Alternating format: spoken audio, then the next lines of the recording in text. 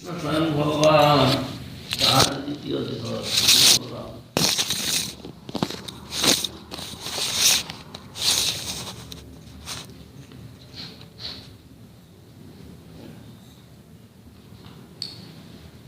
একই স্বরূপ দেহে ভিন্ন মাত্র কায়, আদ্য কায় গুহ কৃষ্ণ লীলার সহায়। সেই কৃষ্ণ নবদ্বীপে শ্রী চৈতন্য চন্দ্র, সেই বলরাম সঙ্গে শ্রী নিত্যানন্দ।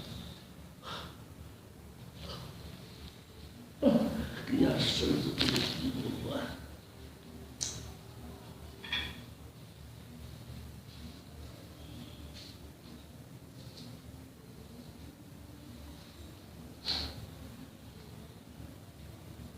সংকর্ষণ কারণ তো সেই গর্ভদোষাই পয়ব্দিশায়ী শেষর্ষ দশাংশ কলা নিত্যানন্দাক্ষরাম শরণমাস্তু।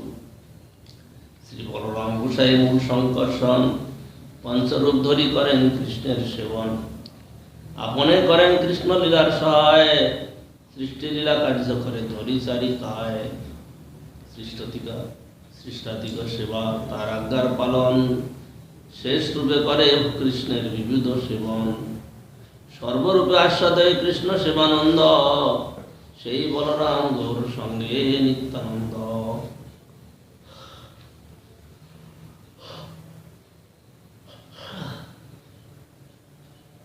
কোন নিস্তার নাই, কোন নিস্তার নাই। কোন কারণে শরীরে কি কম বেশি হয়ে যায় কিছু বুঝতে পারি না।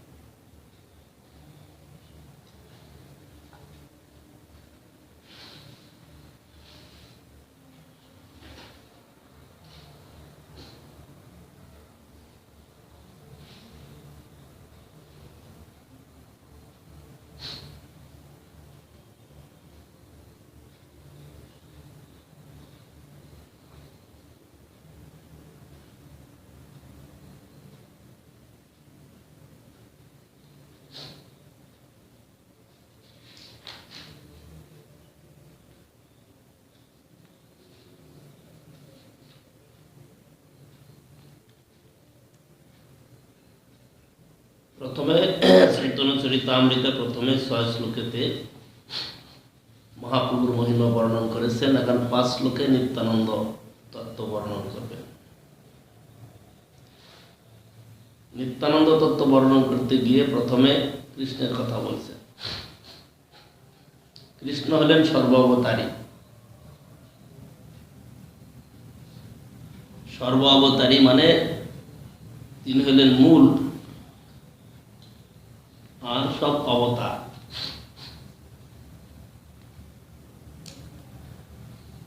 কৃষ্ণের থেকে বলরাম, বলরামের থেকে মহাসংকর্ষণ। মহাসংকর্ষণ হলেন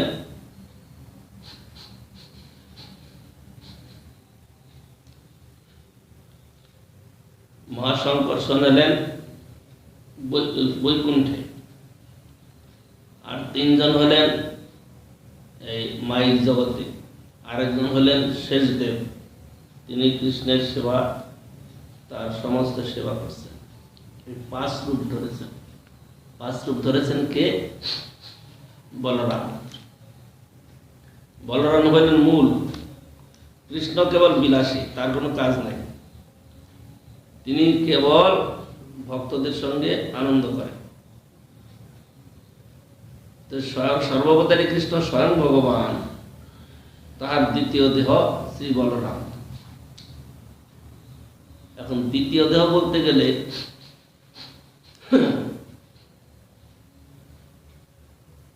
সবই নিত্য। এই ভগবত তত্ত্ব সব নিত্য।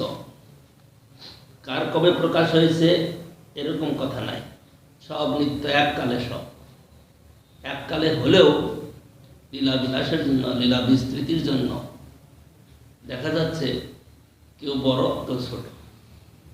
তাহলে পিতামাতা তো স্বাভাবিক বড় হন, তাইলে কি করে তাদেরকে একসঙ্গে বলা যাবে? তাহলে পিতামাতা তো আগে জন্ম নেয়, তারপরে তো সন্তান আসে।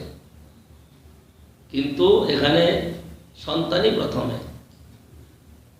অহম আসনে বা আগ্রে নান্য যৎ সদাসৎ পরম। আমার আগে কেউ ছিল না, আমার আগে কেউ ছিল না, আমিই ছিলাম। তাহলে তার পিতামাতা কোথা থেকে আসলো? যদি আগেই তিনি হন তাহলে পিতামাতা তো আগে হয় বলে জানি, কিন্তু এইটাই হলো ভগবানের বিলাস। তিনি এইভাবে বিলাস করছেন। যদিও পিতামাতা বড় হলেও এটা কৃষ্ণ তার নিজের আনন্দ বৃদ্ধির জন্য, আনন্দ উৎসব করার জন্য তিনি এরকম একটা ভাব প্রকাশ করেছেন।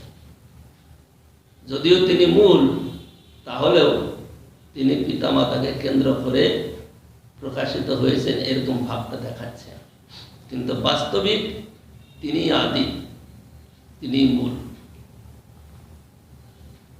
এরপরে দেখা যাচ্ছে কি, তিনি যদি মূল হন তাহলে এরা প্রকাশ কি করে হলেন? আদ্য কায় বউ হলেন বলরাম। বুহ মানে বিস্তার, বুহ শব্দের অর্থ হল বিস্তার। তিনি প্রথমে নিজেকে বিস্তার করলেন বলরাম রূপে, তাইলে পরে তিনি প্রথমে হলেন বলরাম, পরে হলেন, এ কথাও ঠিক হয় না। কারণ সব তো নিত্য, নিত্য মানে একই সময় একই কালের থেকে সব আছেন, সমস্ত জীবগণ। এই যে জীব আমরা দেখি, উচ্চ নিচ যত জীব আছে সব একই সঙ্গে। এইটাই ভগবানের বিলাস, এইভাবে তিনি বিলাস করছেন একই সঙ্গে। তা সত্ত্বেও এখানে ছোট বড় দেখাচ্ছেন, কিন্তু ছোট বড় দেখালেও এর মধ্যে কেউ ছোট বড় নাই, কেবল ভাব মাত্র। সব এক সময়েতে এক কালেতে সব আছে।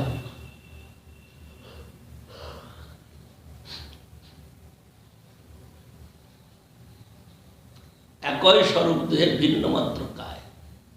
কৃষ্ণ এবং বলরাম সর্বত একই তারা, কিন্তু দুইজনের শরীর দুইটা, আবার দুইজনের শরীরের ভাব ভঙ্গি সবই পৃথক, আলাদা আলাদা। কিন্তু এই বলরাম হলেন আদ্য কায়, মানে কৃষ্ণের তার যে বুহ বিস্তার, মানে শরীরের যে বিস্তার, তিনি হইলেন আদি বলরাম।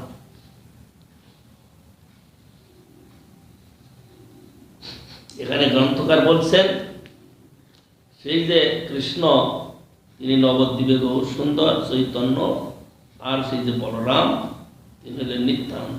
এক কথায় সমাধান, এর মধ্যে আর কোনো কথা নাই। বলরামই নিত্যানন্দ আর সেই কৃষ্ণই হলেন গৌর সুন্দর। এখন বলরাম তিনি কিভাবে কৃষ্ণ লীলায় সহায় করছেন, তার সেবা করছেন। কৃষ্ণ তো বিলাসী, তার তো কোনো কাজ নাই, তাইলে তার এই অন্যান্য কাজগুলা সমাধান কি করে হবে? কৃষ্ণ তিনি তার লীলার সহায় করবার জন্য, লীলা বিলাসের সহায় এবং বিস্তার করার জন্য তিনি বলরামকে প্রকাশ করেছেন। বা বলরাম কি করেছেন? তিনি 5 রূপ ধারণ করে কৃষ্ণ লীলার সহায় করছেন।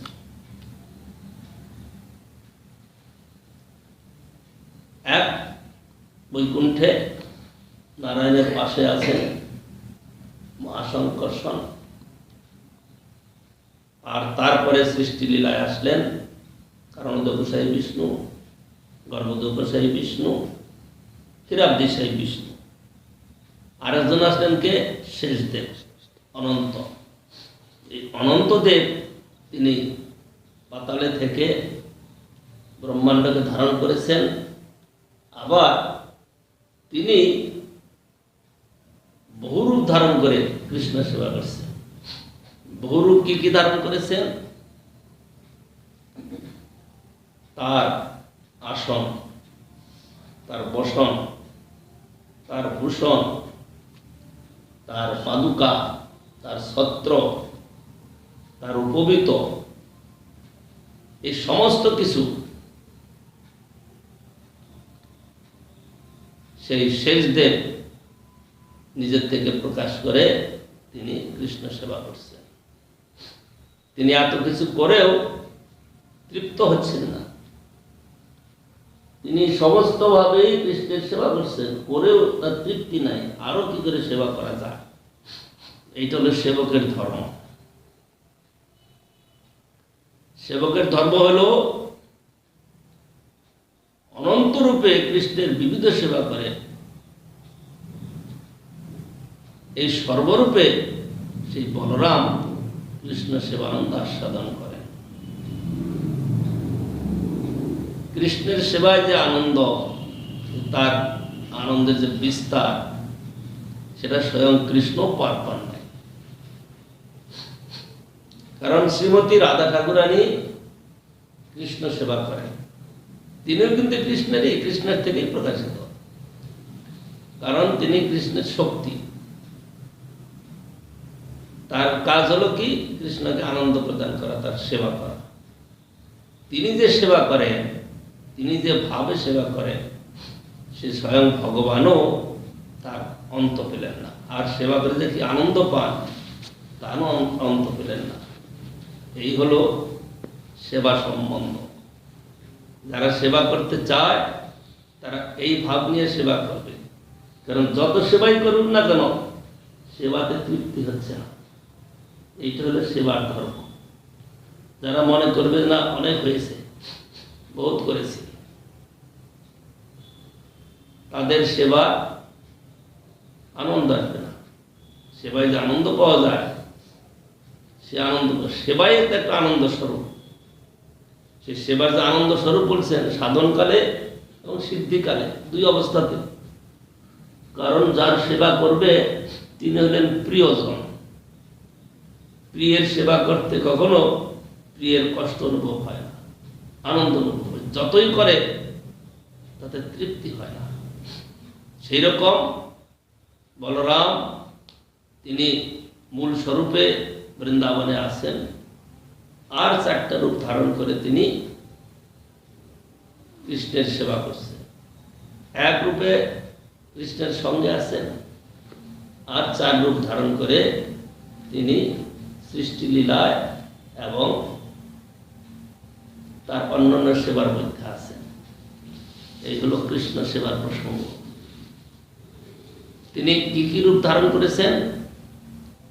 সংকর্ষণ, কারণদোষায়ী, গর্ভদোষায়ী, পয়বদিশায়ী। পয় মানে ক্ষীর, দুগ্ধ, সেই দুগ্ধ সমুদ্র। পয়বধি, পয়বধি মানে পয় মানে দুগ্ধ, মানে ক্ষীর, ক্ষীর সমুদ্র।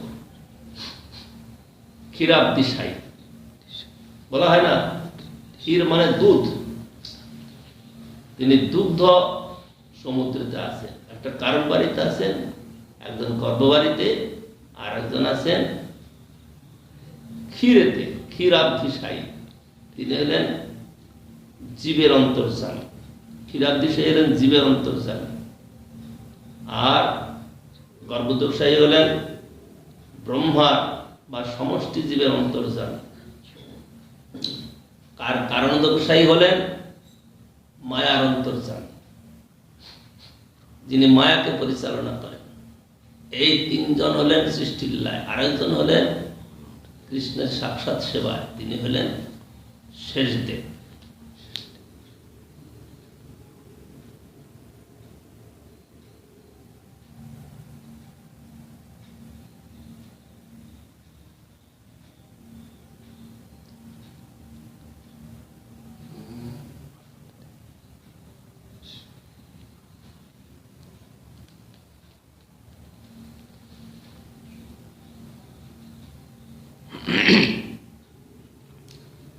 শ্রী বলরাম গোসাই মূল সংকর্ষণ 5 রূপ ধরি করেন কৃষ্ণের সেবন।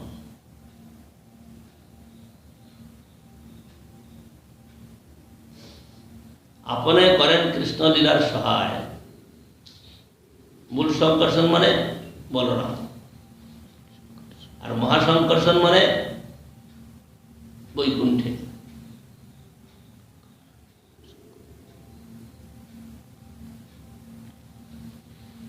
পঞ্চরূপ ধরি করেন কৃষ্ণের সেবন, আপনে করেন কৃষ্ণলীলার সহায়, সৃষ্টিলীলা কার্য করে ধরি চারিকায়। সৃষ্টাদিগর সেবা, তার আজ্ঞার পালন, শেষ রূপে করে কৃষ্ণের বিবিধ সেবন। সর্বরূপে আস্বাদে কৃষ্ণ সেবানন্দ, সেই বলরাম গৌর সঙ্গে নিত্যানন্দ। এত সেবা করেন করো অতৃপ্তি। এইটা হলো আনন্দের কথা। অতৃপ্তি বোধ, সেবা যতই করুক না কেন তৃপ্তি নাই, আরো করতে ইচ্ছা করে, আরো করবে, সেটা হলো সেবানন্দ। সেই জন্য বলে না যে কৃষ্ণ সেবাতে, ভগবত সেবাতে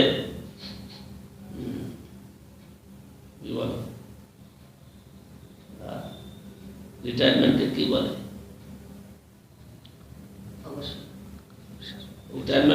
হ্যাঁ অবসর নাই, অবসর না। আরেকটা কথা বলি,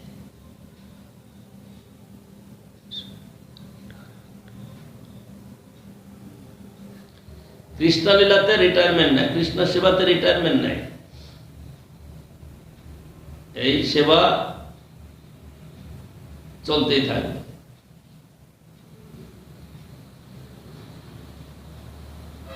বলে বুড়ো হয়ে গেছে, শরীর চলে না, বিছনায় পড়ে আছে, তাহলে সে কি করে সেবা করবে? কি করে সেবা করবে?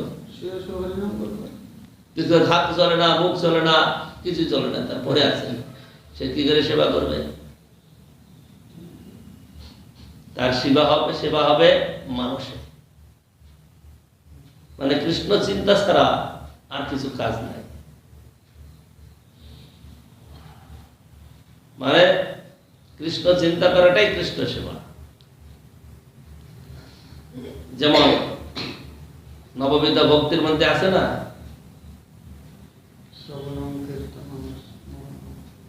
শ্রবণ কীর্তন এবং বিষ্ণু স্মরণ। স্মরণ ধ্যান, এটা হলো একটা ভক্তির বিশেষ অঙ্গ। স্মরণে কে? স্মরণ হলেন প্রহ্লাদ মহারাজ। প্রহ্লাদ মহারাজ স্মরণে।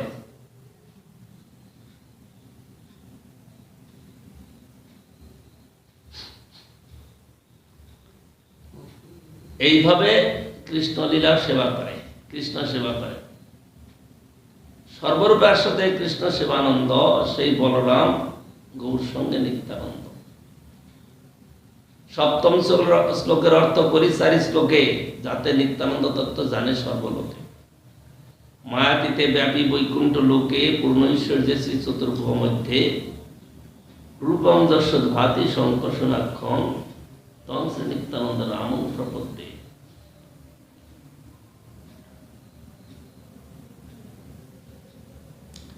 মায়াতীত, সর্বব্যাপক, বৈকুণ্ঠ লোকে বাসুদেব, সংকর্ষণ, প্রদ্যুম্ন, অনিরুদ্ধ, এই পূর্ণ ঐশ্বর্যযুক্ত চতুর্ভুব তত্ত্বে যাহার সংকর্ষণাক্ষ রূপ বিরাজমান, সেই নিত্যানন্দ স্বরূপ রামের প্রতি আমি প্রপন্ন হই।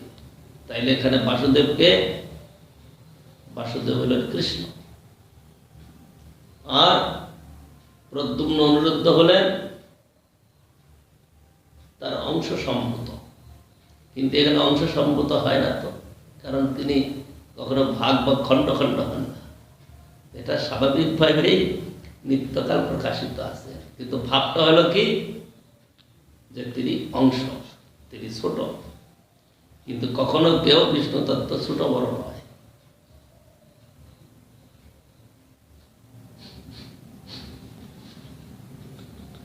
প্রকৃতির পার পরব্রহ্ম নামে ধাম, কৃষ্ণ বিগ্রহ হয়েছে বিভূতাদি গুণবান।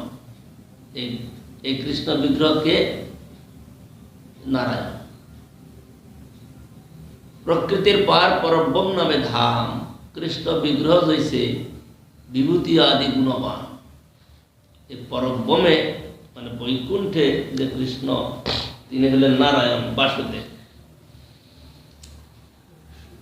সর্বগ অনন্ত বিভু বৈকুণ্ঠাদি ধাম, কৃষ্ণ কৃষ্ণ অবতারের তাহাই বিশ্রাম।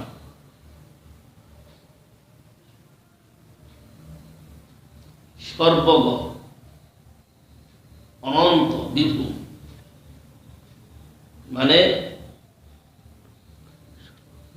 এ ভাষায় বলা যাবে না, শুধু অল্প ভাষায় সর্বজ্ঞ। সর্বজ্ঞ মানে সমস্ত জায়গায় তিনি গমন করতে সমর্থ। গ মানে গমন, আত্মজ মানে আত্মা থেকে জাত, জলজ মানে জলের থেকে জাত। এখানে হলেন সর্বজ্ঞ। সর্বজ্ঞ মানে সর্ব জায়গায় গমন করতে সমর্থ। সর্বজ্ঞ, সর্বজ্ঞ মানে সব জানতা। জ্ঞ মানে জানে, জানা। তাহলে এখানে বলছেন কি সর্বজ্ঞ মানে প্রয়োজনে, সেবার প্রয়োজনে বিস্তার যত দরকার তত বড় হবে, আবার সেবার জন্য সংকোচন হবে। এই হলো ধামের বৈশিষ্ট্য। সেই ধামটা কিরকম? পরব্রহ্ম নামে ধাম। তিনি হলেন সর্বজ্ঞ, অনন্ত বিভু। সেখানে মানে প্রয়োজনে বিস্তার, অপ্রয়োজনে আবার প্রয়োজনে সংকোচন। বৃন্দাবন মথুরা আদির তাই। যেমন একটা দৃষ্টান্ত দেখা যায়, যেদিন কৃষ্ণ যমলোচন ভঞ্জন করলেন সেদিন তো চলছে মানে অন্নকূট নয়, এই পূজা ইন্দ্র পূজা। কোথায় চলছে? গোবর্ধনে। প্রতি বৎসর ওই দিনটায়, ওই তিথিতে গোবর্ধনেতে ইন্দ্র পূজা করা হয়, বিশাল আয়োজন করে হয়। বহু সহজ হাজার হাজার লোক, হাজার হাজার ব্রজবাসী সমস্ত এসে তারা ওখানে উৎসব করে। নন্দ মহারাজও সেখানে রয়েছেন। কিন্তু কি ঘটনা ঘটলো? কৃষ্ণ তো মায়ের তারা বান্ধা পড়ে আছে, তারা নিজের খুলবার সামর্থ্য নাই, কেউ খুলতে পারবে না। যদি ভক্ত খুলে দেয় তাহলে হতে পারে, কৃষ্ণের সামর্থ্য নাই যে এই বন্ধনকে নিজে খুলে দেবে। কারণ ভক্ত বেঁধেছে কিসের দ্বারা? প্রেম রজ্জুতে। যখন প্রেম রজ্জুতে বেঁধেছেন, সেটাকে আর কৃষ্ণ নিজেও খুলতে পারবে না। ভগবানের ভগবত্ব করে শেষ হয়ে গেছে। এটাই হলো বৈশিষ্ট্য। এই জন্য বলে না, তিনি প্রেমে বাধা পড়ে যান, যেতে পারেন না। কৃষ্ণ যখন সুদামা বিপ্রের খুদ খাচ্ছিলেন, এক ফুটো খেয়েছেন, আর এক ফুটো যখন ধরেছেন, রুক্মিণী দেবী প্রভুর হাত ধরে বলছে, প্রভু আর নয়, যদি আর এক ফুটো খান আপনি, তাইলে আমি কোনোদিন ওর ঘর থেকে বেরোতে পারবো, ওখানে আমাকে আটকা পড়ে থাকতে হবে। তো সেই জন্য কি হলো কথা? বেঁধে বেঁধেছেন তাকে, মা তাকে প্রেম রজ্জুতে বেঁধেছেন, সে থেকে আর উপায় নেই, ছাড়তে পারবে না। তাহলে ছাড়াতে গেলে ভক্ত লাগবে। এখানে এমন জোর আওয়াজ হয়েছে, যখন সেই যমলোচন ভেঙে পড়েছে, বিশাল আওয়াজ, মানে ভূমিকম্পের মতো সমস্ত ব্রজে একবারে তার আওয়াজ পৌঁছে গেছে, গোবর্ধনে পৌঁছে গেছে। সেখানে নন্দ মহারাজ হয়েছেন, তিনি তো ভয় পেয়ে গেছেন যে নিশ্চয়ই কৃষ্ণের কোনো ক্ষতি হয়েছে, কোনো অসুর উৎপাত করছে। পট করে পৌঁছে গেছেন ওখানে।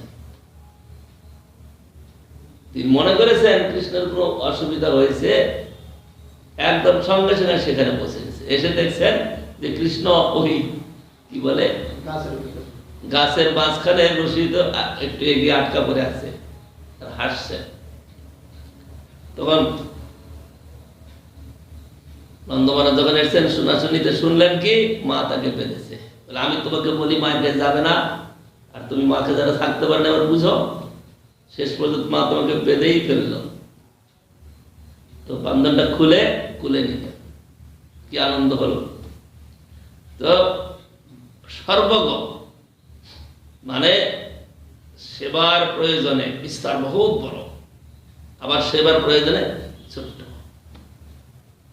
এইটা হলো সর্বজ্ঞ অনন্ত বিভু বৈকুণ্ঠাদি ধাম। সেইখানে হাজার হাজার লক্ষ লক্ষ প্রকোষ্ঠ। প্রকোষ্ঠ মানে কাকে বলে? এক একটা বিষ্ণুর অবস্থান, সেখানে বিশাল মন্দির, বিশাল চত্বর, এক একটা কতগুলা লোক আছে, হাজার হাজার লক্ষ লক্ষ, কোনো ইয়ত্তা নাই। কারণ বিষ্ণুর যত অবতার বিভিন্ন সময় হয়েছে, তারা তো সেখানে আছেন বলেই তো হয়েছে। এই প্রপঞ্চে নতুন কিছু আসেন নাই। এই যে আমরা অবতারের কথা শুনি, এত এত অবতার হয়েছে, এত অবতার হলেও তাদের নিজস্ব একটা স্থান আছে, সেখান থেকে আসেন। তাইলে এত অনন্ত যে অবতারের স্থান, সেই স্থানগুলো যদি এরকম বিস্তার লাভ না করে, তাহলে থাকবে কি করে? আজকে আমরা এখানে বসে ছোট্ট একটা ঘরে বসে ঠাকুর সেবা করছি, ওরই কথা শুনছি। কিন্তু যেদিন বিশাল উৎসব হবে, হাজার হাজার লক্ষ লক্ষ লোক এখানে থাকতে পারে, সেরকম হয়ে যাবে। এইটা হলো গিয়ে বৈকুণ্ঠের বৈশিষ্ট্য। সেখানে এইরকম অবস্থায় চলছে, সর্বগণন্ত বিভু বৈকুণ্ঠাদি ধাম, কৃষ্ণ কৃষ্ণ অবতারের তাহাই বিশ্রাম। তাহার উপরিভাগে কৃষ্ণ লোক খ্যাতি, দ্বারকা মথুরা গোকুল ত্রিবিদত্তে স্থিতি। এই বৈকুণ্ঠের উপরে একটা স্থান আছে, সেই স্থানটা হল গোকুল, ব্রজ। সেই ব্রজে আবার তিনটা স্থান, তিনটা ভাগ, একটা দ্বারকা, একটা মথুরা, একটা গোকুল। তার মধ্যে সর্বোপরি শ্রী গোকুল ব্রজলোক ধাম, শ্রী গোলক শ্বেতদ্বীপ বৃন্দাবন। সেখানে সেই যে বৈকুণ্ঠ, বৈকুণ্ঠের উপর স্থানে আছে কৃষ্ণলোক। কৃষ্ণলোকের কৃষ্ণের লীলা স্থান হলো তিনটা, একটা হলো দ্বারকা, মথুরা, বৃন্দাবন বা গোকুল। এই তিনের মধ্যে আমরা আরেকটু উপরে স্থান হলো সেই গোকুলে। সর্বোপরি গোকুল, ব্রজলোক ধাম, শ্রী গোলক শ্বেতদ্বীপ বৃন্দাবন নাম। তাকে গোলকও বলা হয়, শ্বেতদ্বীপও বলা হয়, বৃন্দাবনও বলা হয়, একই তত্ত্ব। তো তাকে এইরকম অন্যান্য নামেও জানা যায়।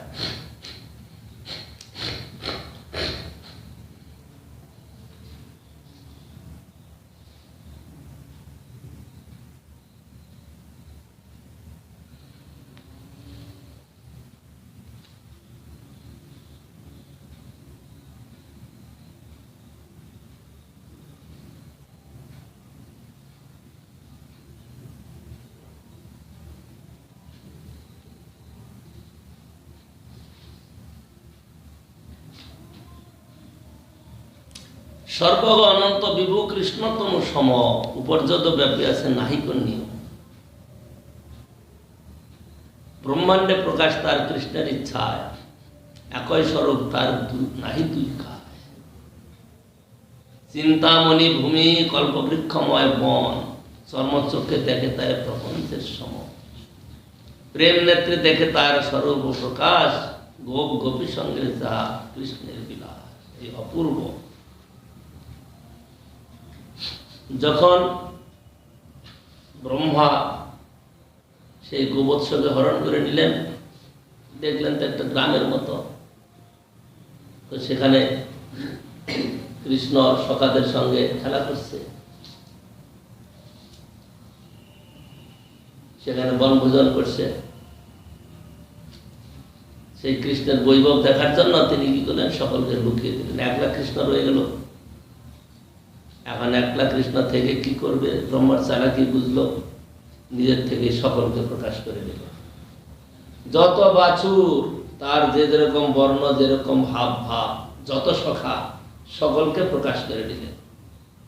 প্রকাশ করে নিয়ে তিনি 1 বৎসর যাবৎ লীলা করলেন। নিজে নিজেই সকলের মায়েদের কাছে যাচ্ছেন, নিজে নিজেই সবকিছু করছেন, করে 1 বৎসর চালালেন। এমন একটা স্থান, ব্রহ্মা যখন মোহিত হয়ে গেলেন,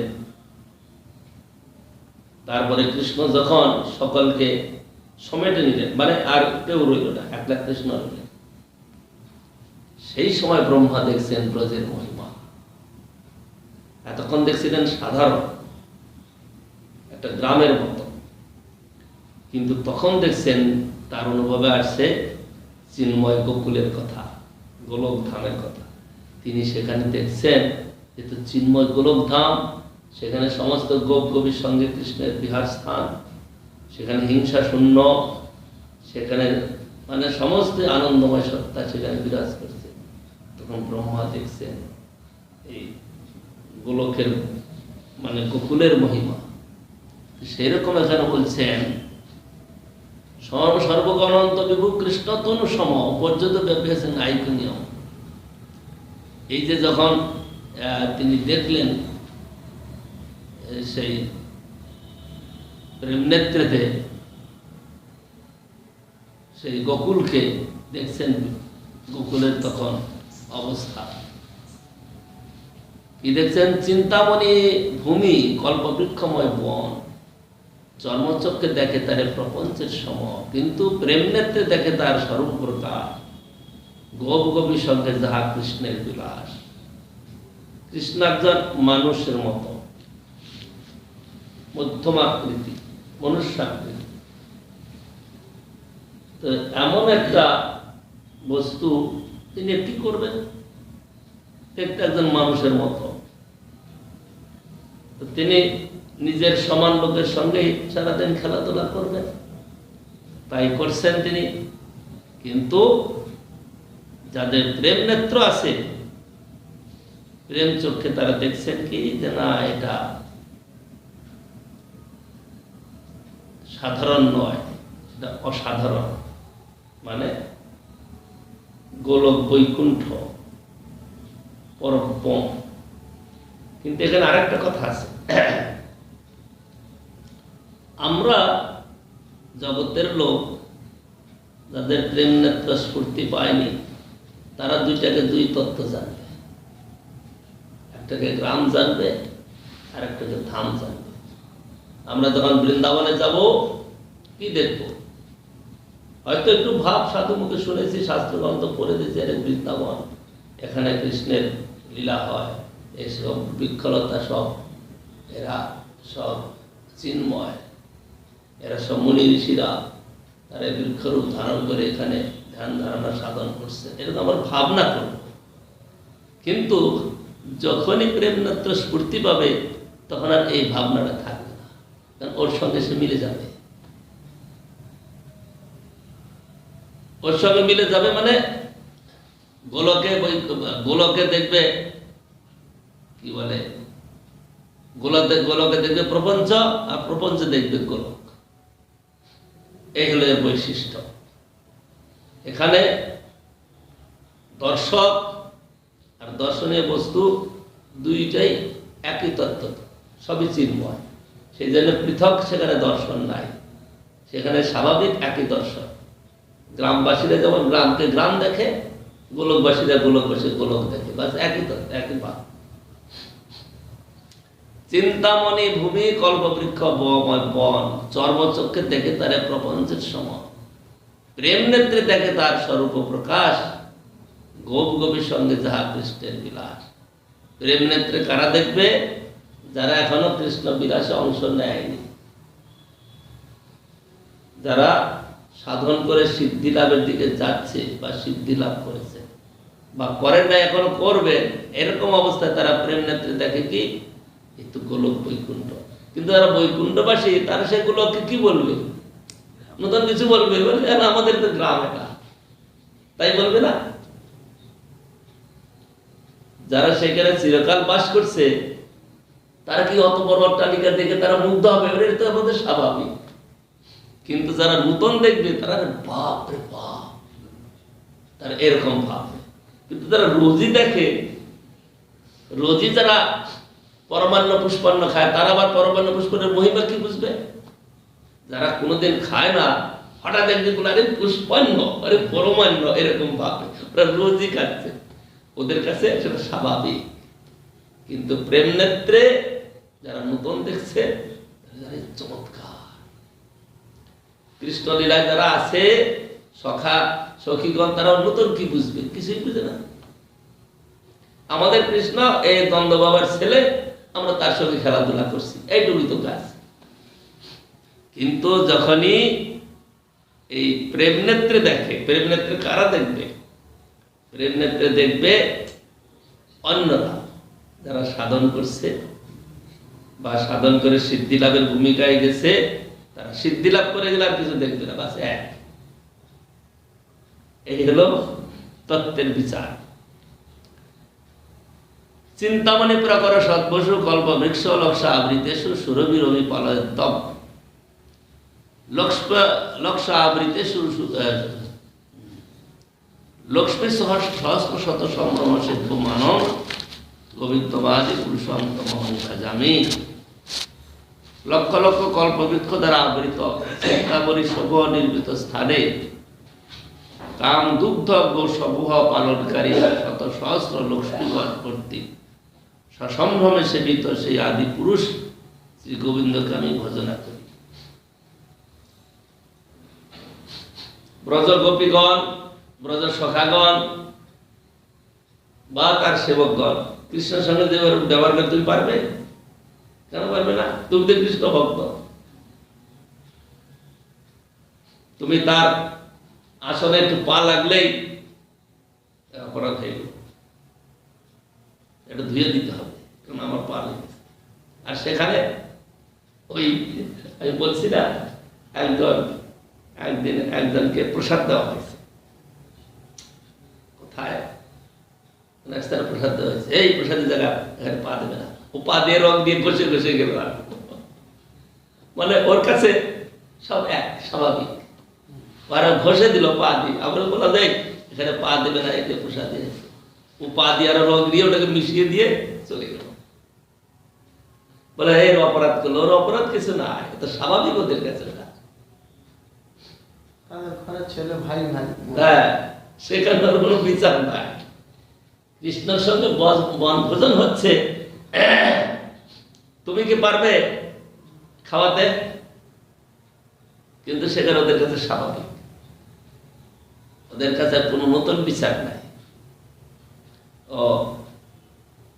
ওর মা কি দিয়েছে, ওর মা কি দিয়েছে, সব সকলকে সকলে খাইয়ে খাইয়ে খাচ্ছে। সেখানে না উচ্ছিষ্টর বিচার, না ছোট বড়ার বিচার। তুমি কোন বড় লোক, তুমি আমি সম। এখানে কৃষ্ণ ভগবান বা কৃষ্ণের মহিমা বেশি, এসব বোধও তাদের নাই, কিন্তু তার প্রতি সকলে আকৃষ্ট। আকৃষ্ট হয়ে যে তাকে একটা বড় স্থান দেবে, বড় কিছু করবে, তা কিছু না। কিন্তু তার গুণে, তার মাধুর্যে সকলে আকৃষ্ট, আকৃষ্ট হয়ে তার সঙ্গে যুক্ত, সকলে তার সেবা করছে। কিন্তু তাই বলে সে যে একটা মহান কিছু, এই ভাবনা তাদের কাছে আসতে পারে না। সেবকগণের কাছেও তাই। ওই একটা কথায় বর্ণনা আছে না, যে কৃষ্ণকে স্নান করাবে, একটা আসনে একদম বসিয়ে তার গায়ে তেল মাখাবে, আর কৃষ্ণ ওকে তেল মাখাবে, মাখতে দেবে, এগুলো ছুটে পড়াবে। তাহলে কি করবে তখন? ওই আসনে সেবক বসবে, বসে তাকে কোলে চাপিয়ে ধরে তার মাখাবে। তাহলে সেবকের দোষ হয়ে গেল, ধরে তার আসনে বসলো না, ওখানে কোনো দোষ নাই, ওটা স্বাভাবিক। এখন মনে করুন, আমি আজকে দেখলাম তুমি ওই যে টুলটায় দেখি যে কলসিটা রেখেছ, ওটা টুলটা কি কাজের জন্য জানো? বলো তো দেখি। সামনে দেওয়া ঘটি, দেওয়া জলের ঘটি, পা গামছা দেওয়া হবে, গামছা দিয়ে ওই টুলটা কেন বানানো হয়েছে তুমি বুঝতে পারছো? সামনে ভগবানের সামনে পা দিয়ে উঠবে, গামছা একটা ঘটি জলের থাকা দেওয়া। ওটা বানানো হয়েছে যখন ঠাকুরকে স্নান করানোর জন্য নামানো হয়, নিচে রাখা হয়, তো সেই সিংহাসনটাকে ওর উপরে রাখার জন্য বানানো হয়েছে। কিন্তু তুমি কিভাবে করছো তা আমি জানি না। আমি যখন করতাম তখন স্নানের আগে চুলটা বের করে সিংহাসন, ছোট সিংহাসন নামিয়ে ঠাকুরকে স্নান করে আবার সিংহাসনে রাখে উপরে উঠে দিতাম।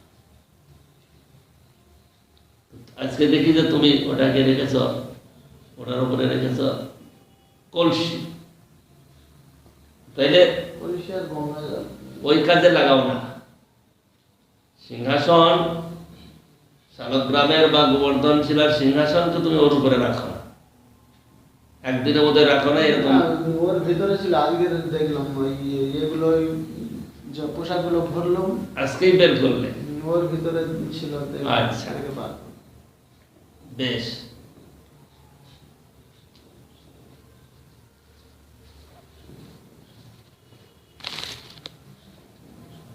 তাহলে আমরা এই পর্যন্তই শ্রবণ করলাম।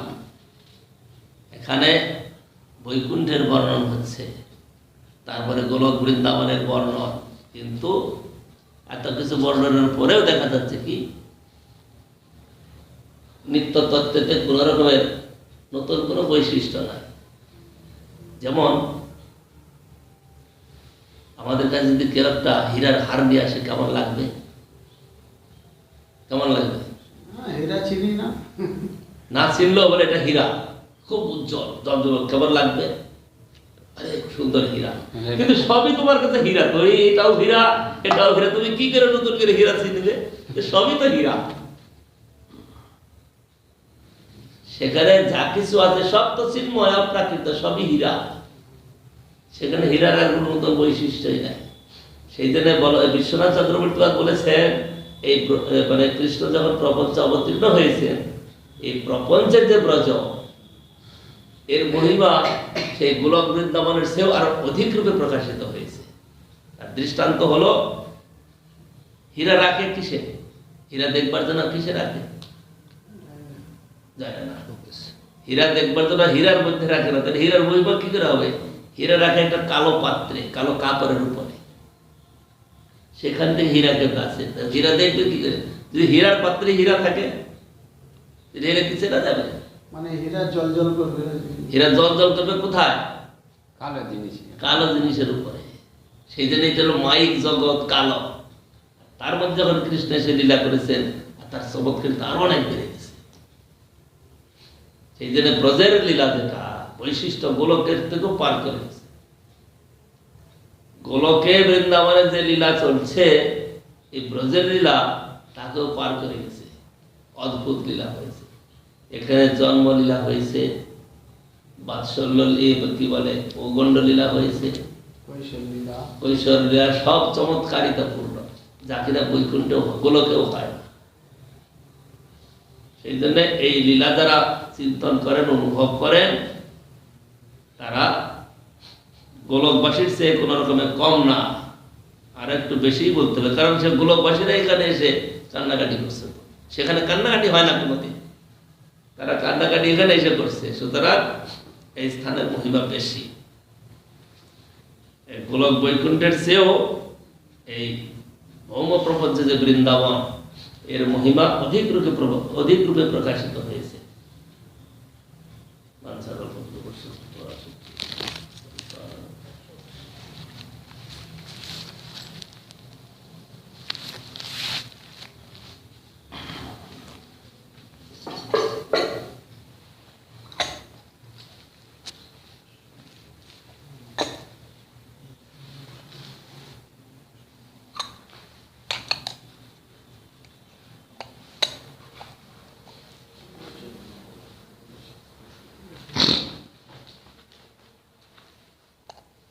ঠান্ডা এতদিন পরে নাই, আর কয়েকদিন পরে ঠান্ডা হয়তো আসবে, আরো ঠান্ডা পড়বে। এবার ঠান্ডাই তো বললো না, এবার তো ঠান্ডা পরেই না। এখন তো যা ঠান্ডা, প্রচুর ঠান্ডা। এবার ঠান্ডা খুব কম, মনে হচ্ছে ঠান্ডা দেরিতে এসেছে, ঠান্ডা দেরিতেই পড়বে। আগের বছর খুব বৃষ্টি হচ্ছিল, ঠান্ডা। এবার বৃষ্টি হচ্ছে না। এবছর কিন্তু বৃষ্টি হচ্ছে না, আগের বছর খুব বৃষ্টি হচ্ছে। ঠান্ডা বেশি দিন লাস্টিং করবে না। জয় যশোদানন্দন কৃষ্ণ গোপাল গোবিন্দ, জয় যশোদানন্দন কৃষ্ণ গোপাল গোবিন্দ, মদন মোহন হরে অনন্ত মুকুন্দ, মদন হরে অনন্ত Mukunda,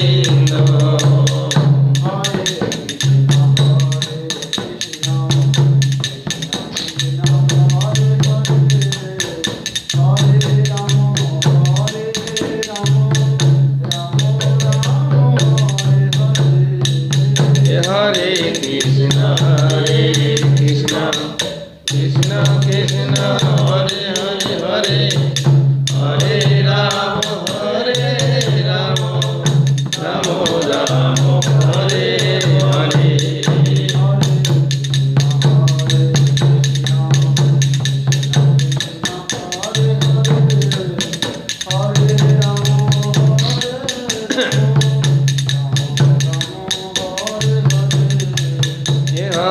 Krishna, Krishna Krishna, Hare Hare, Hare Rama, Hare Rama, Rama Rama, Hare Hare.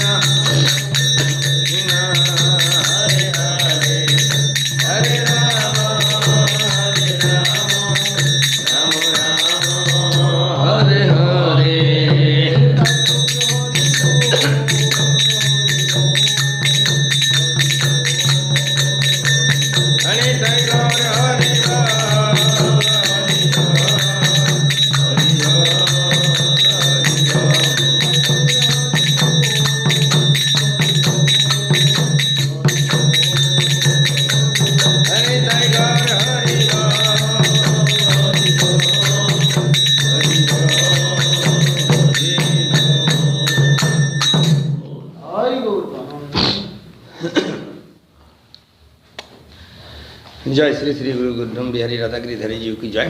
जय ओम विष्णु श्रीमद भक्ति विकार ओम गोस्वामी गुरु महाराज की जय। जय नित्य लघु विष्णु विष्णु महाराज की जय।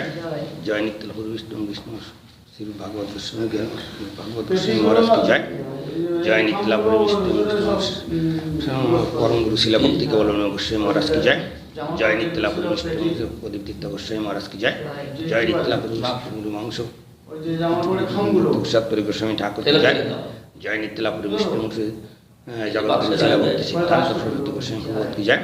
जय नित्यलापुरी गौर कृष्णदास महाराज की जय। जय नित्यलापुरी सच्चिदानंद भक्ति विनोद ठाकुर की जय। जय नित्यलापुरी विष्णु जगन्नाथ दास की जय। जय श्री बलदेव विद्याभूषण विष्णु चक्रवर्ती नरोत्तम ठाकुर कृष्णदास प्रभु की जय। जय रे सनातन भट्ट रघुनाथ जी गोपाल भट्ट दास रघुनाथ षड़ गोस्वामी प्रभु की जय। षड़ तत्व विलासकारी गौर सुंदर की जय। प्रेम चकौ श्री कृष्ण चैतन्य प्रभु नित्यानंद श्री अद्वैत गदाधर शिवासी गौर भक्त की जय। जय शिवंत देव मायापुर शिवंत देव गोद्रम देवंत देव कौल देव ऋतु धाम की जय। नवोद्धाम की जय। जय श्री श्री राधा कृष्ण गौ गोपी गौ गोवर्धन मथुरा वृंदावन राधा कुंड श्याम कुंड जमुना जी की जय। गोविंद गोपीनाथ मन जय। वृंदावन धाम पुरुषोत्तम धाम की जय। जगन्नाथ बलराम सुभद्रा जीव की जय। जय भक्ति विघ्न विनाशकारी भगवान नरसिंहदेव की जय। जय भक्तराज प्रहलाद महाराज की जय। जय श्री राधा मिलित गौरपुरी की जय। जय गौर गदाधर की जय। जय स्वरूप दामोदर की जय। जय रायनंद की जय। नमस्कार हरिदास ठाकुर की जय। जय की जय। भक्ति देवी की जय। शिवजी गंज की जय। गंगा जी की जय। सनंद शिवजी की जय। भक्ति विनोद ठाकुर भजन की जय। गौतम धाम की जय। श्रीमद भक्ति गौर गौर मठ की जय। वृंदा देवी की जय। कृष्ण तुलसी महारानी की जय। नाम भक्त की जय। नाम प्रभु की जय। जगत भक्ति मठ की जय। गौड़ गुरु परम्पर की जय। परम गुरु श्री भक्ति के गौर की जय। गुरु महाराज की जय। अनंत कोटि वैष्णव बिंद की जय।